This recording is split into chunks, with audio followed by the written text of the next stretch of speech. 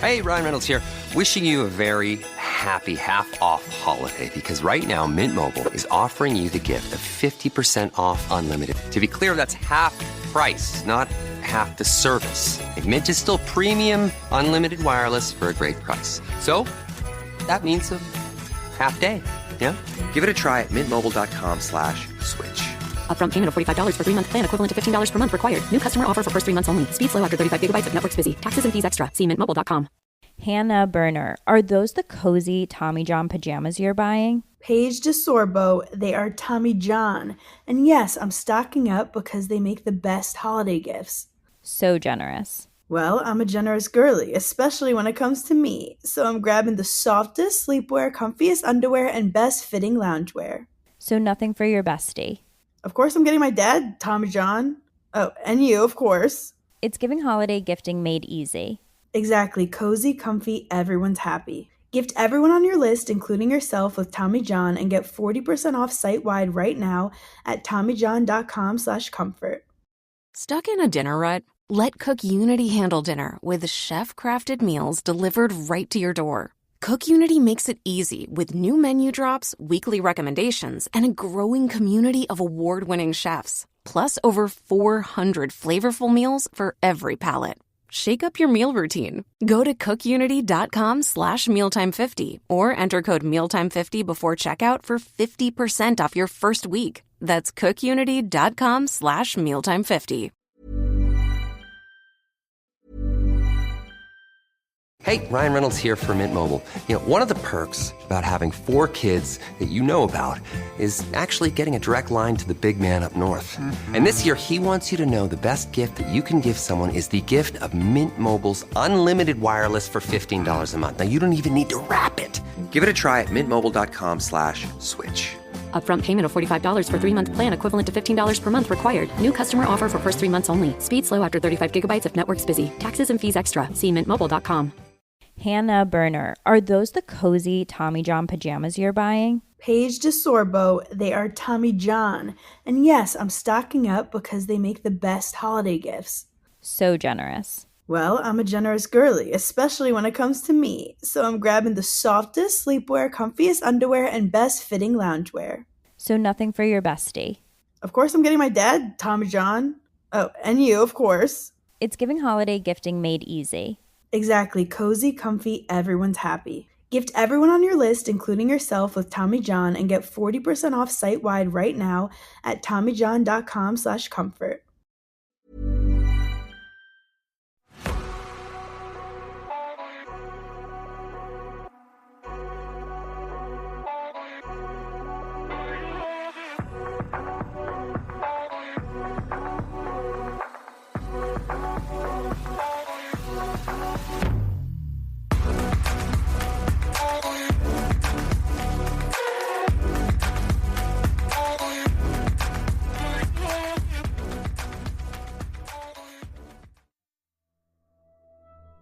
Hello, I'm Sarah and welcome to the Whispering Woods After Dark.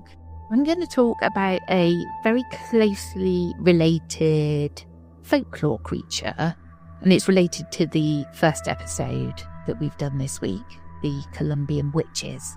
And it's all about the Duende. And I think, and I hope, and I pray that I'm getting a bit better with my pronunciations. I'm still going to get them wrong sometimes because that's just part of who I am. I do it with just regular words as well. They just come out wrong, completely wrong sometimes. And I'd be there for hours and hours if I picked up all of my mispronunciations. So just please forgive me in advance. That's just part of me and who I am. Right. Are you ready for the story? A lone farmer walks a narrow path at dusk, the jungle closing in around him. The only light comes from a crescent moon filtering through the ceiba trees. In the distance, there's a lilting two-tone tune that makes his blood run cold. He quickens his pace. Every crunch of dried leaves under his boots is matched by a lighter patter somewhere behind. The farmer's heart pounds. He's not alone. Suddenly the whistling stops. In the quiet, he hears a high-pitched giggle from the undergrowth. He spins around. There at the edge of the trail stands a tiny silhouette, no taller than a small child. A battered wide-brimmed hat sits atop its head, and in the moonlight, the farmer can just make out an eerie grin full of pointed teeth. The creature's eyes glint like a cat's, and its feet, one of them, is facing the wrong way. It steps forward without a sound. The farmer stumbles back, remembering the warnings from his abuela. Si lo ves, esconde los pulgares. If you see him, hide your thumbs. His hands tremble as he tucks both thumbs into his fists. For a moment, man and creature stand locked in silent stare. Then the small figure hisses in frustration, holding up its hands, missing both thumbs, and lets out a shrill whistle. The farmer's blood turns to ice. Before he can even breathe, the little duende lunges from the shadows. The man's scream chokes in his throat. The word duende has roots born from the Spanish phrase dueño de casa, master of the house. In the old Iberian tales, a duende was a household trickster spirit, a little goblin that dwelled in your attic or under your floorboards, causing mischief when you weren't looking.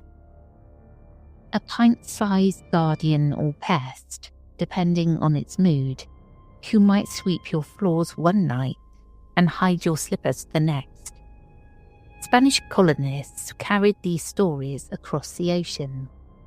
And in the New World, the duende transformed, blending with indigenous beliefs and the mysteries of the untamed forest. The duende became something both familiar and far more frightening. In Latin American folklore today, duendes wear many faces, some almost playful, others truly sinister. They are often described as small humanoid creatures, perhaps as short as your knee or as tall as a young child, with wrinkled, weathered faces, and often sporting a pointed hat or a straw sombrero. Their clothes might be made of animal hides or woven from forest leaves. And while some say these goblins have tiny feet like a toddler's, others insist one foot faces backward, leaving confusing footprints to thwart anyone who dares to follow. Quick and silent, they slip in and out of sight in a blink. Duendes are tricksters at heart across Central and South America. Parents steal quiet, unruly children with warnings that a duende might be lurking. In Mexico and the American Southwest, stories tell of duendes living in the walls of old houses, especially in children's bedrooms. At night, they creep about through cracks or knotholes. Sometimes their mischief is mild, hiding toys, giggling from dark corners. But some tales take a darker turn. One particularly chilling fake belief says a duende will try to clip the toenails of children who don't groom themselves. Only, being a clumsy little creature, it might snip off an entire toe by mistake. Imagine a child waking to a searing pain and a cackling laugh fading within the walls. A horrifying incentive to keep one's nails short. In other places, duendes are guardians of nature, watching over forests, rivers, and wild animals. The Yucatec Maya speak of the Alex and Nuextat, forest spirits akin to duendes who protect the land and punish those who disrespect it. Yet even these good duendes are fierce. Elysian folklore gives us the tater duende, a small wrinkled forest guardian with no thumbs. If you meet him in the jungle, you must hide your own thumbs to show respect. Fail to do so, and he might twist yours clean off your hand. Many a camper has heard an eerie whistle in the Belizean bush and recalled that warning just in time. And nearly everywhere, duendes have a fondness for children, sometimes helping those lost in the woods, but other times luring kids away with promises of sweets or the sound of music. In the countryside, people say that duendes play in the twilight, waiting for a wandering boy or girl to stray too far from home. The unlucky child who follows a laughing little playmate into the trees might vanish for hours or days. If they're found at all, they'll be filthy, scratched, feverish, and babbling about the little people that entice them away. So settle in, dim the lights, and listen closely. The following are first-hand accounts and legends of duende encounters, from quiet villages to dense jungles. Something is out there. Something old, something mischievous, something that laughs in the dark. Our first story takes us not to a deep forest or distant village, but to an ordinary family home, where a little mischief maker paid an unwelcome visit one quiet afternoon. A little shadow under the table. I was around 6 years old when I met our duende.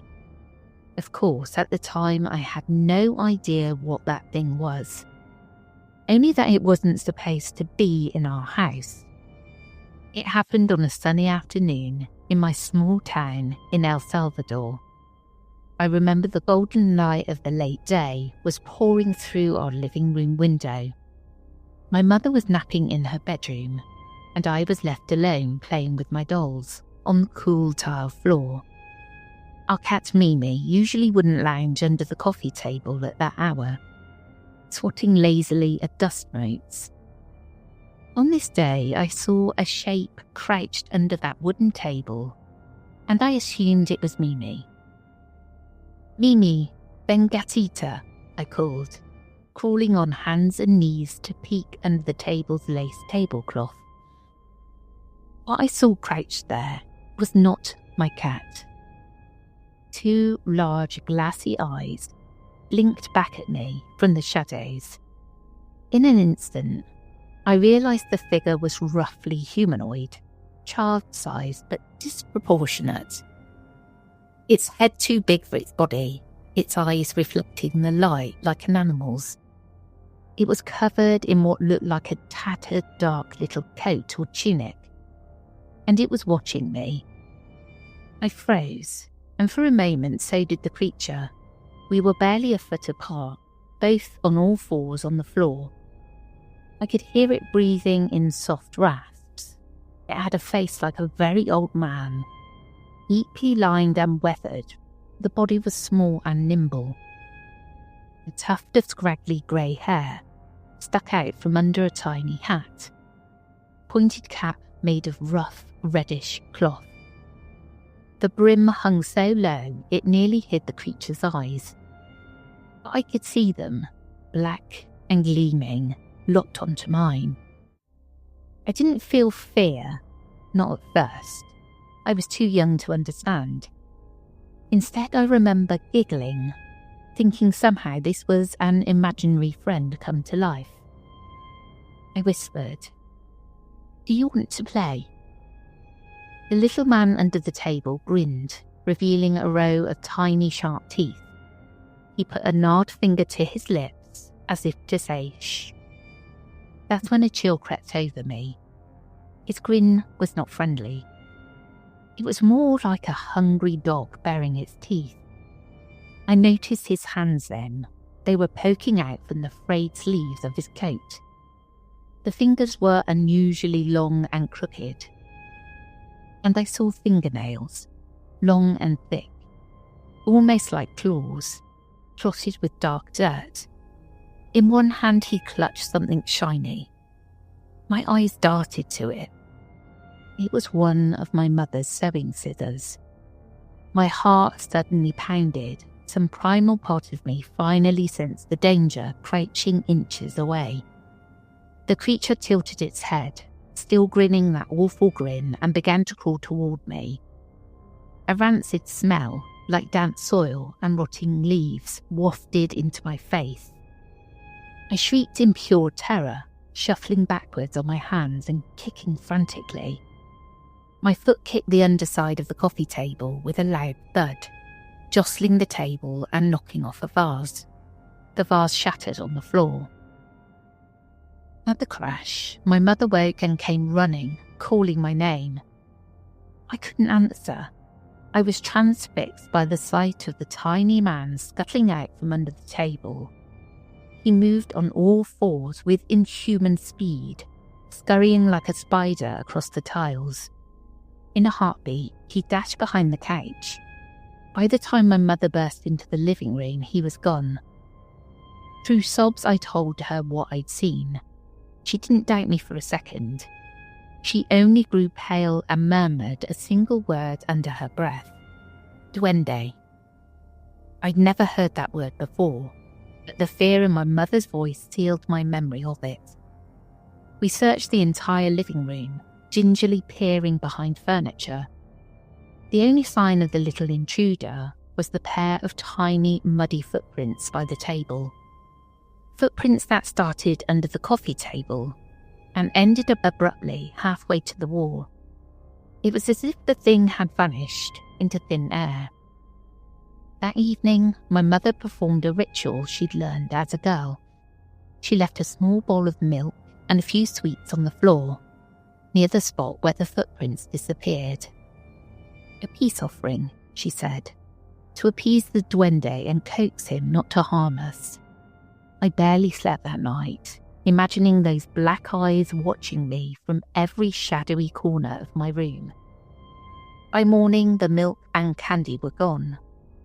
Whether the duende drank and left, or whether Stray Cat found the treat, I'll never know.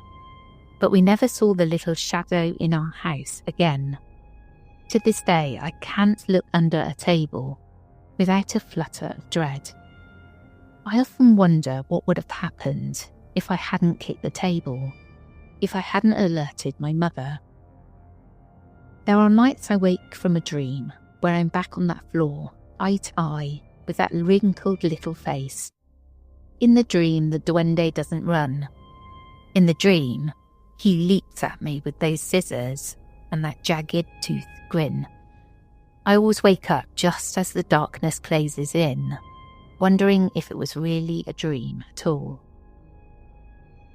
Our next account comes from the dense forest of Belize, where the duende is not a household pest, but a creature of the wild. A seasoned woodcutter named Jorge recounts in harrowing detail the night he encountered the infamous Tata Duende deep in the jungle. Jorge told this story to his family and a few close friends, one of whom shared it on a local folklore radio show. It was the spring of 1998, and I was camping alone near the Coxcomb Basin in Belize, checking on mahogany trees marked for cutting. By sunset, I'd pitched a small tent in a clearing by a ceiba tree and lit a fire. The jungle settles into an uneasy silence at night. Only the chorus of insects and distant croak of frogs kept me company as I ate my simple dinner. I was used to the solitude. I often spent days out there alone. I wasn't afraid of jaguars or snakes, but as I doused my fire and prepared to sleep, I realised the night had grown too quiet. The insects had stilled as if the entire forest was holding its breath. I tossed in my tent, unable to drift off. Just past midnight, I heard the first whistle. It came drifting through the trees, a clear 2-note whistle, like someone calling a dog. I sat up, every hair on my arm standing on end. The sound was uncanny at that hour, out here, miles from any village. I grabbed my flashlight and stepped outside the tent, shining the beam all around. The whistle sounded again, from the darkness to my right, closer this time. It was not a bird's call. It had a deliberate human-like pattern. "Who's there?" I called out. Only silence answered. I thought maybe one of the other forestry workers had come looking for me, though why they'd wander at night I couldn't guess. I kept the flashlight off to conserve battery, standing in the faint glow of embers from my fire pit. After a few minutes of silence, I was about to retreat to my tent when I heard soft footsteps on dry leaves. My heart thudded. The sound was coming from just beyond the tree line, maybe 20 feet away. Crunch, crunch, then it stopped. I stared hard, but it was pure darkness under the canopy. That's when a voice, small and hoarse, spoke out from the blackness. "Buenas noches, Jorge." "Good evening, Jorge." The voice knew me by name. A chill rippled over my skin. I mustered a shout. "Who's there?" My only answer was a rasping chuckle that seemed to come from the bushes all around. I fumbled for the flashlight with sweaty hands and flicked it on, sweeping the beam in an arc. For just a second, I caught a glimpse of something crouching behind a trunk. 2 glowing eyes reflected back at me, the light hitting them like an animal's in the dark. They were at the height of a small child, but too far apart, and burning red. I saw a flash of dirty red cloth. Could have been a shirt or cap. Then it was gone. The creature moved with impossible speed, circling the clearing. I could hear twigs snapping in one direction, then another, as if it was darting around me. Suddenly, the whistling started again. But this time it was right behind me, that same lilting call. So close it could have been over my shoulder. I panicked. In that moment, I recalled the old tales my abuela told about duendes in the forest. How they mimic voices and whistles to confuse you. How they know your name and bargain for your soul. How the only defence was to show no fear and to hide your thumbs. My hands were shaking uncontrollably. I dropped the flashlight and plunged the clearing into darkness. The moonlight was weak, but just enough for me to see a shape step out of the trees. Short and hunched, it walked on 2 legs, slowly approaching my dying campfire. I could make out a wide-brimmed hat on its head, and long arms that nearly touched the ground. Despite the dread clenching my chest, I forced myself to do what my grandmother had always said. I held out my hands in front of me, fingers open, thumbs tucked into my palms. My voice came out in a shaky whisper. "Cata permissio." I was begging the forest spirit for permission to pass, to leave unharmed. The figure stopped just at the edge of the clearing. It cocked its head at me. For a long moment we stood there, my hidden thumbs against whatever that thing was in the darkness. Then I heard a low growling sound, a guttural, angry rumble, like a jaguar's purr but twisted and human. The duende, for I have no doubt that's what it was not pleased. Perhaps I had shown respect, but I had also shown I knew its weakness. The creature spoke again, its voice a creaking whisper that still haunts my nightmares. "Leave." I didn't need to be told twice, keeping my hands extended and thumbs hidden. I began to back away towards the trail, never turning my back on the figure. As I retreated, My eyes adjusted enough to catch more details in the pale moonlight. The Duende was about 3 feet tall, covered in wiry hair or fur, wearing what looked like a torn red shirt and an old-fashioned hat. Its face, I saw greyish skin, an enormous mouth with lips pulled back to reveal teeth that glinted sharp. But most memorably, I saw its hands as it wrung them in anger. Even in the dark, I could see the stubs where its thumbs were missing. Step by step, I backed out of the clearing. The Duende stood stiff, watching. Its eyes never left me. When I was almost to the trees behind me, the creature suddenly let out a piercing whistle scream. A sound that started as that same 2-note whistle and rose into a shriek. I bolted. Survival instinct took over, and I turned and ran as fast as I could into the jungle. Small branches whipped at my face, and thorns scraped my arms, but I didn't care. I could hear leaves rustling and that shrill whistle chasing me through the darkness. At one point, I felt something tug at the back of my shirt, ripping the fabric. I think I screamed. I'm not sure. I just kept running, stumbling, praying under my breath. How I found the old logging road in the dark, I can't explain. Perhaps the forest itself helped me escape. Or maybe the Duende simply wanted to scare me off rather than claim me. When I finally burst out onto the dirt road, the eastern sky was turning the deep blue of pre-dawn. I had cuts on my face, and the back of my shirt was torn by what looked like 5 claw marks. I was missing one boot. I was alive and alone. The whistling had stopped. The jungle behind me was quiet and still, as if nothing had happened. I never returned to that part of the woods to collect my tent or gear. In fact, I gave up forestry work not long after.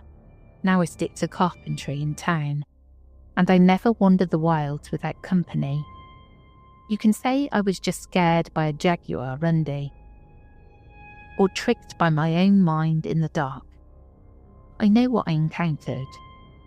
Out there in the Belizean night, I came face to face with Tattered Duende, the ancient guardian of the jungle. He let me go, perhaps because I showed him respect, or perhaps because, as some elders say, my time had not yet come. Sometimes when I'm walking home on a quiet evening, I still catch myself glancing at the trees as if I hear a whistle or a soft laugh on the breeze.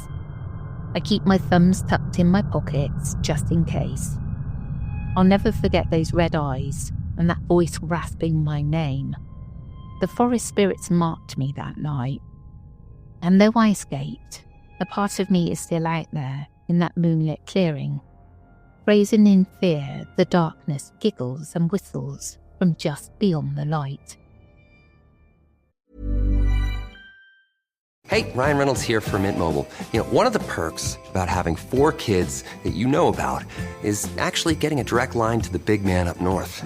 And this year, he wants you to know the best gift that you can give someone is the gift of Mint Mobile's unlimited wireless for $15 a month. Now, you don't even need to wrap it. Give it a try at mintmobile.com/switch. Upfront payment of $45 for 3-month plan equivalent to $15 per month required. New customer offer for first 3 months only. Speed slow after 35 gigabytes if network's busy. Taxes and fees extra. See mintmobile.com. Hannah Burner, are those the cozy Tommy John pajamas you're buying? Paige DeSorbo, they are Tommy John. And yes, I'm stocking up because they make the best holiday gifts. So generous. Well, I'm a generous girly, especially when it comes to me. So I'm grabbing the softest sleepwear, comfiest underwear, and best fitting loungewear. So nothing for your bestie. Of course, I'm getting my dad, Tommy John. Oh, and you, of course. It's giving holiday gifting made easy. Exactly. Cozy, comfy, everyone's happy. Gift everyone on your list, including yourself, with Tommy John and get 40% off site-wide right now at TommyJohn.com/comfort.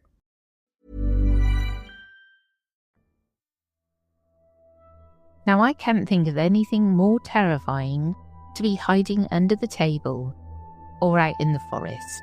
I think for me personally, it reminds me of the creature that I saw when I'd just had Maisie, my eldest, who is now 25. Part of that postnatal depression, psychosis. Really don't know what it was, but it's very similar. Especially the one that's described under the table holding a pair of scissors. It really takes me back to that time where I had that goblin, dwarf, whatever, following me around everywhere. And I had to get rid of him with postnatal depression drugs, quite frankly. And he's only been back like once so far. Hopefully never again. I think I should do an episode on what happened to me one day. If you'd like to hear that, give me a shout and I'll put it together. Well, that's it from me today. I hope you enjoyed, and I'll catch you again tomorrow. Take care, everyone.